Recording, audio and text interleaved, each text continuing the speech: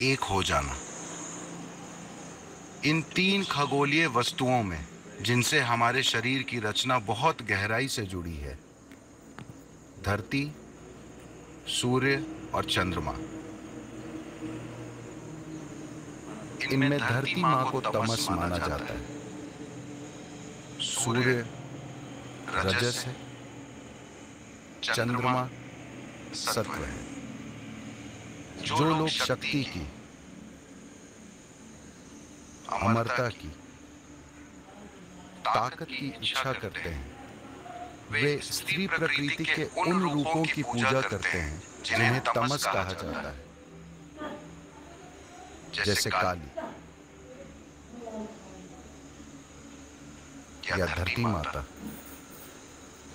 जो लोग धन दौलत की, जुनून की, जीवन की और भौतिक दुनिया के तमाम दूसरे उपहारों की इच्छा करते हैं, वे कुदरती तौर पर स्त्री प्रकृति के उस रूप की कामना करते हैं जिसे लक्ष्मी कहा जाता है, या सूर्य। जो लोग ज्ञान की, बोध की, परे जाने की, शरीर की अमरता नहीं बल्कि नश्वर शरीर की सीमाओं से परे जाने की इच्छा करते हैं, वे स्त्री प्रकृति के उस आयाम की आकांक्षा करते हैं जिसे सत्व कहा जाता है, जिसका प्रतीक है सरस्वती या चंद्रमा। ये तीनों अगले 3 दिन एक एक करके आएंगे। इसे इस रूप में व्यवस्थित किया गया है क्योंकि आखिरकार हम धरती से ही निकलते हैं और हम एक सक्रिय जीवन जी सकते हैं जिसे रजस कहते हैं, देवी की दूसरी प्रकृति। तीसरा, आपके रास्ते में आ भी सकता है और नहीं भी।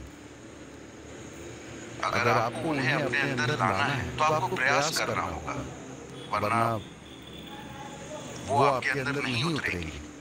जिन लोगों को ये नहीं पता, लिंग भैरवी की प्राण प्रतिष्ठा 3 मूलभूत चक्रों के साथ की गई है। ध्यान लिंग में 7 चक्र हैं।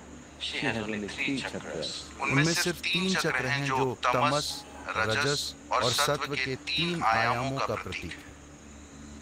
तमस पृथ्वी की प्रकृति है और आज उनका दिन है और वही जन्म देती है।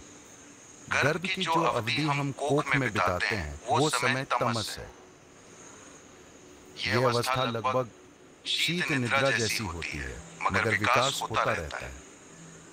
तो तमस पृथ्वी की आपके जन्म की प्रकृति है। जैसे ही आप बाहर आते हैं आप सक्रिय हो जाते हैं, रजस शुरू हो जाता है। अगर आप पर्याप्त जागरूक हुए या पर्याप्त खुशकिस्मत हुए तो सत्व आपको छुएगा, वरना रजस का रंग ऐसा है कि जब तक सब अच्छा चलता रहता है वो अच्छा रहता है। जैसे ही बुरा सिलसिला शुरू होता है रजस बहुत ही ज्यादा बुरा हो जाता है। तो इन 9 दिनों में सबसे बढ़कर जीवन के हर पहलू को उत्सव के रूप में मनाना ये सबसे महत्वपूर्ण है। तो देवी के इन 3 आयामों की भैरवी या लिंग भैरवी के रूप में प्रतिष्ठा की गई है।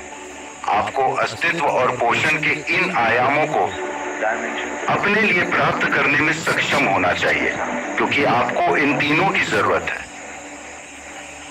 पहले 2 की जरूरत आपकी अच्छी जिंदगी और खुशहाली के लिए है। तीसरा परे जाने की आकांक्षा है। तो नवरात्रि इसके साथ शुरू होती है। ये न सिर्फ एक शानदार प्रतीक है बल्कि ये ऊर्जा के स्तर पर भी सच है। योग का एक पहलू ये भी है कि उन कामों को चैतन्य स्वैच्छिक कार्यों में बदला या रोक नहीं पाते, अथवा स्वतः चलने वाले का विश्वास नहीं था। अगर आपके महत्वपूर्ण शारीरिक अंग आपकी इच्छा के अनुसार काम करते तो आप उनके कुछ पागलपन कर सकते थे।